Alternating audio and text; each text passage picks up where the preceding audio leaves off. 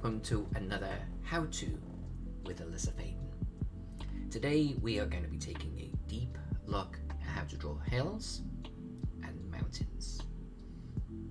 I would consider this to be overall a medium difficulty exercise, with a caveat. Mountains can get way more complex.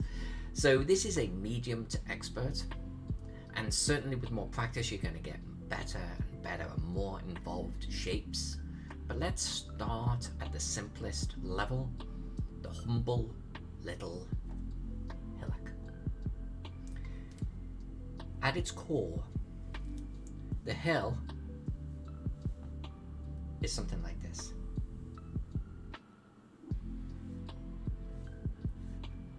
You'll notice I added a little flower detail there, just but you don't need to. It could have been even simpler than that.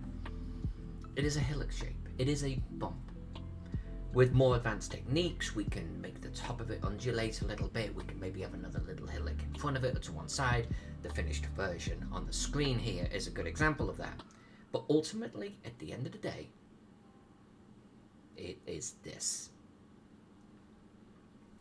Now, there are several stages, obviously, beyond this. I like to do a couple of other things.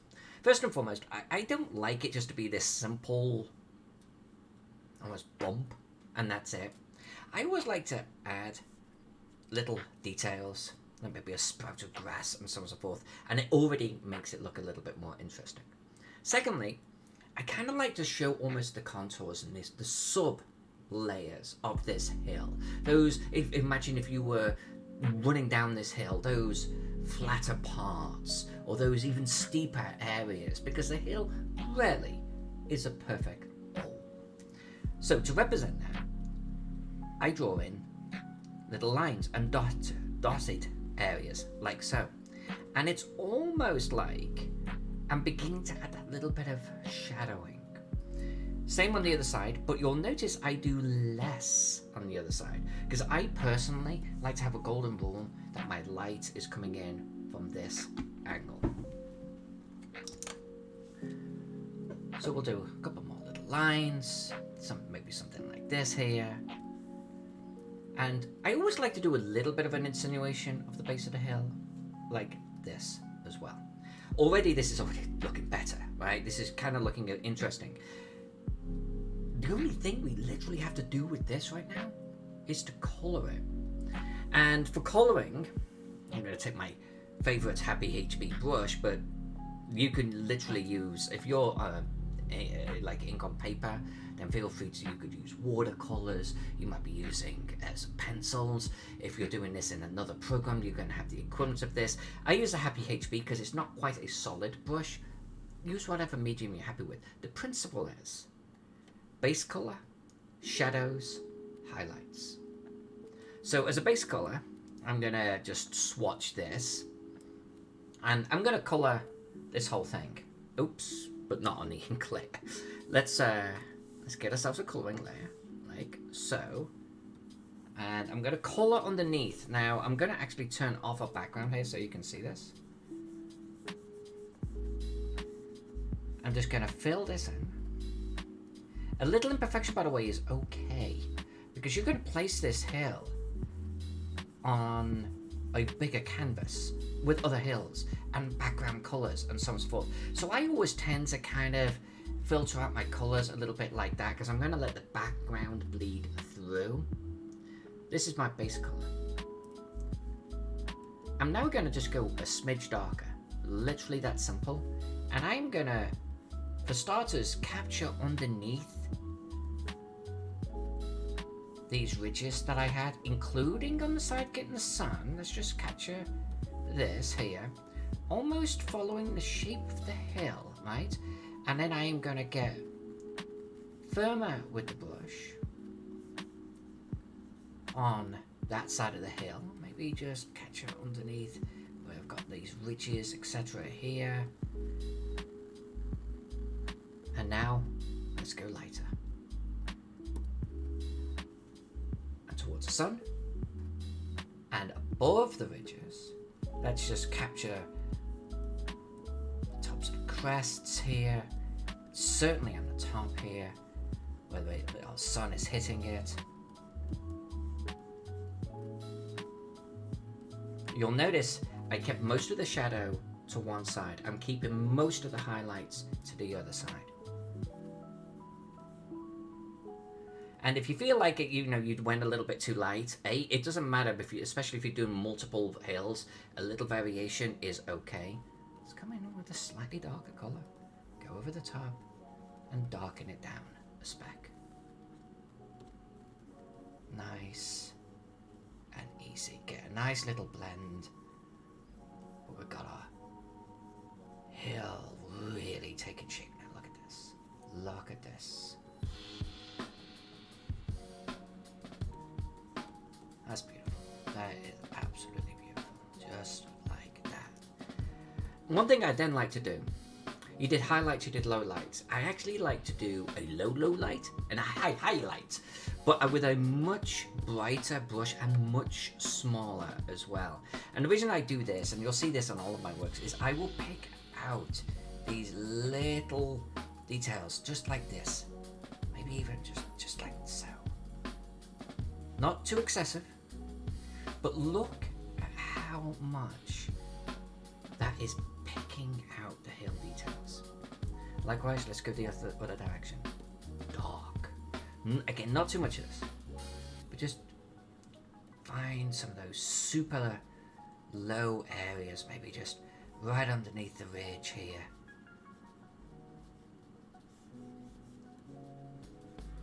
Like so.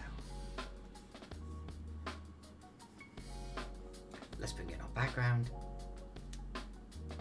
There's our hill.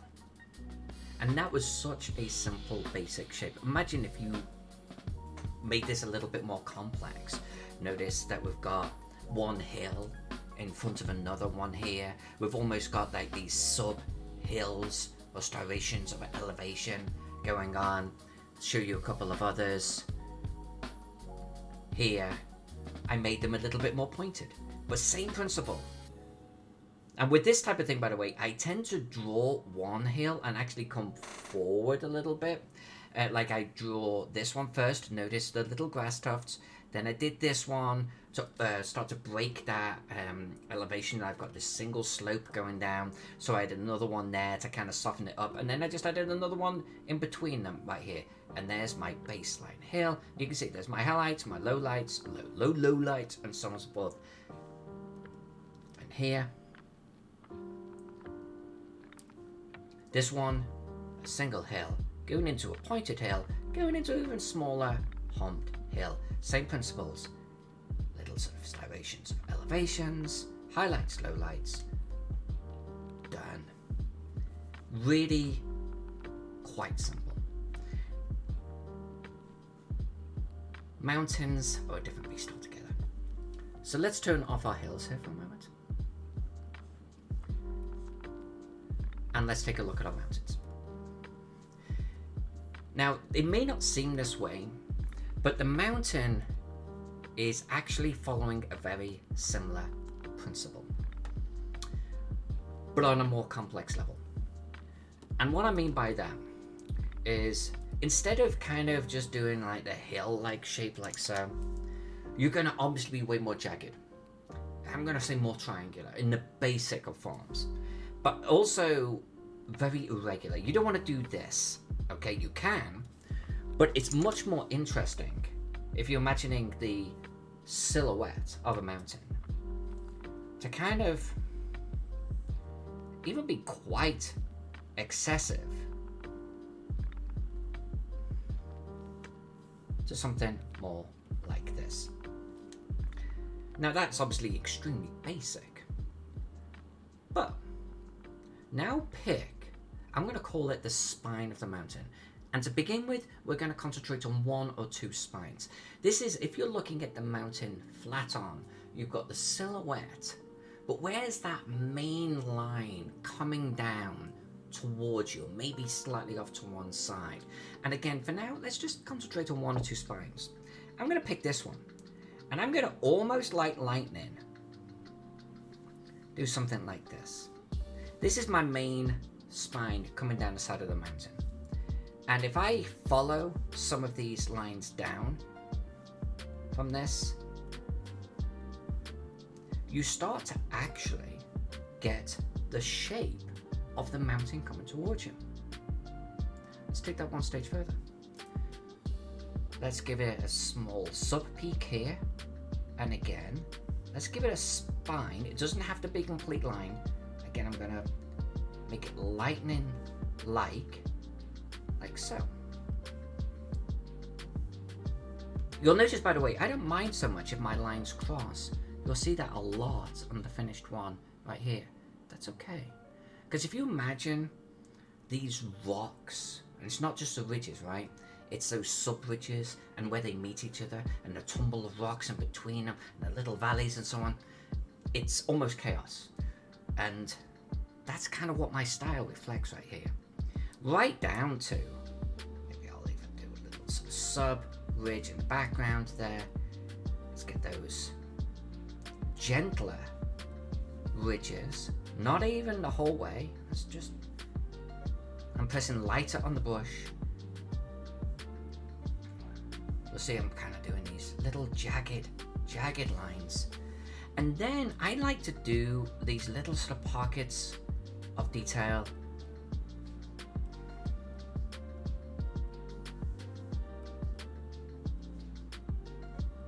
Imagine it like a texturing. And I try to ensure that the majority of them are on the non-sun side. But that's not a rule, okay? Just a little bit of texture. That's our core mountain right here. Now the colouring is similar to a hill, but also a little bit different. And what I mean by that is we're going to do a base colour, we're going to do highlights, we're going to do low lights, high highlights, low lights, but we've got a lot of ridges. And we have to keep that in mind. It's less easy to colour. So let's do our baseline. So let's just pick up a nice sort of middle colour. This, by the way, I'm doing a green mountain here, but we could easily do greys. We could easily do a black mountain. We could do a grey mountain partway up, going up into snow with green at the bottom. The principle, though, is the same. Those would start getting a little bit more advanced. This is a nice little ridge right here. So baseline colours, let's turn off our background, shall we? We're going to grab, my colouring brush right here. Let's give it a little bit of size. And we're doing it again. Let's grab that. I like to colour under my ink for obvious reasons. And again, a little bit of imperfection is okay. You'll notice in certain areas my colouring sort of bleeds slightly past the ink level. Nothing wrong with that at all. My style is one of, let's call it hand-drawn imperfection. I like it to be that way. I want it to be that way. It's more natural. It feels less manufactured, shall we say. So let's just get a little bit in there, like so. And remember, you're also going to put this on a background color. So any imperfection, like if this was even on brown or grey or something like, that's just going to bleed through. That's okay. So I don't necessarily shoot for this to be a perfect solid block of color. Highlights. Let's go a little bit lighter, a little bit smaller now on the brush. Remember, I personally like the light source to be up to the left as you're viewing the screen and coming down towards the bottom right, which means I want to get my highlights on these ridges here. And I'm purposefully following those edges.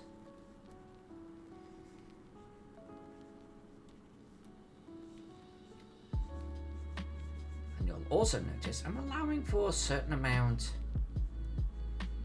of following the slope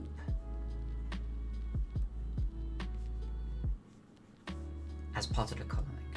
Now this side is obviously going to be on the darker side, so let's just, there we go. So this. Don't forget, we're going to come in with the highlights in a moment. It's just where the sun's going to catch it, you know, a little bit on this side. After the slope there is going to be in shadow. So let's just get a little bit of this in there like so. Get a little bit of extra. Let's go towards the dark. And now you do the opposite. You get the other side where the sun isn't going to shine.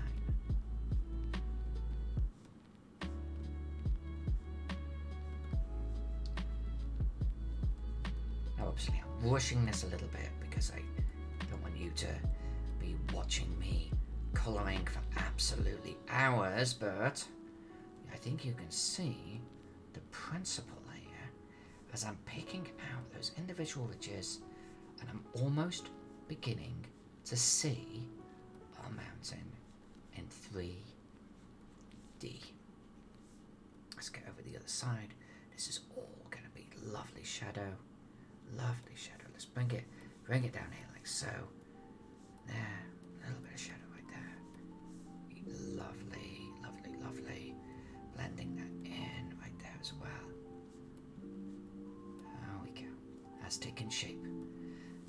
And I actually think that could be even a touch darker, to be honest with you. But maybe we pick out some of those additional details. Just a bit there. There we go. Get the other side of that. Bring that down to here. There. So what we got here, like right in there. Oh, we're definitely in there. Nice. That's beginning to shape. Look at that. Look at that. And we haven't even added the low lights and the high lights yet. So let's just go towards extreme. I'm going to make the brush just a little smaller. And we're just going to pick out these big ridges where the sun is really going to catch.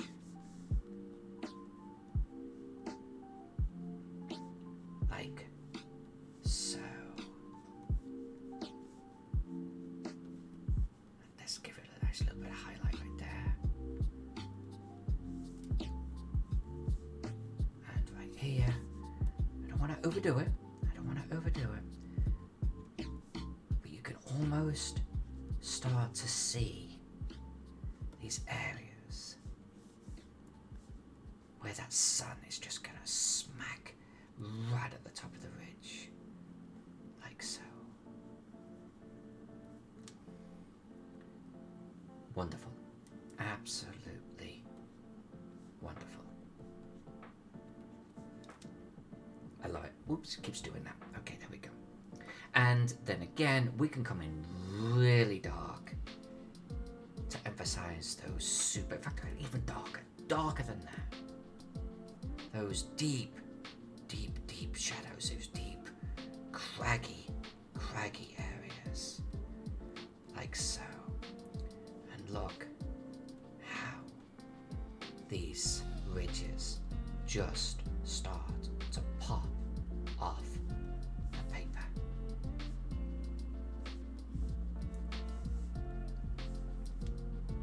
And we started from nothing.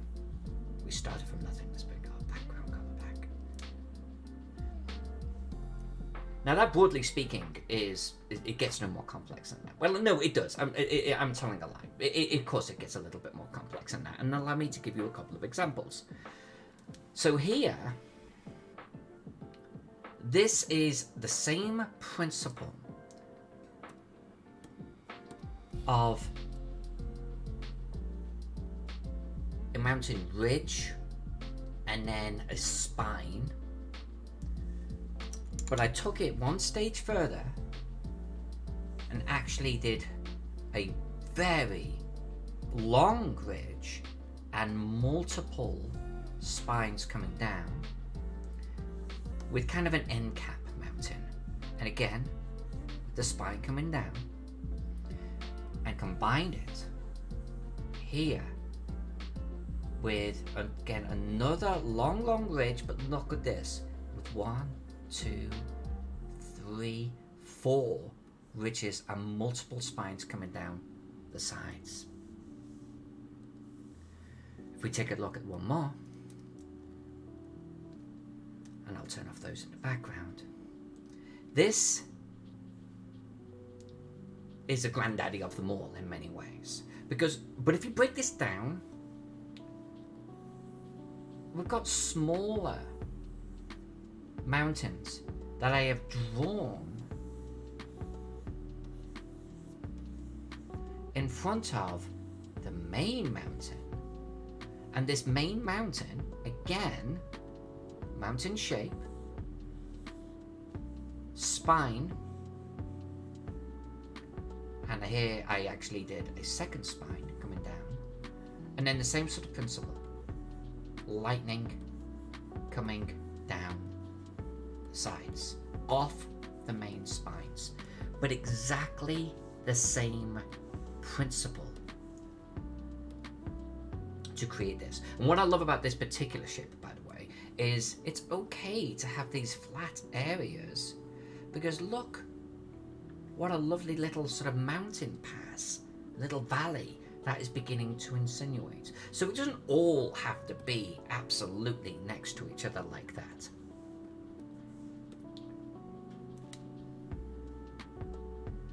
So that is drawing hills and drawing mountains. I want to thank every single one of you Patreon subscribers, all of you Twitch subscribers. Thank you so much. Huge amount of love to you all. Hopefully you found this to be entertaining and informative. If you've got any questions, you know where to find me, or throw a question down below. Would love to answer it. Maybe give me the idea for the next how-to. Until then, love you all. I'll see you on the flip side.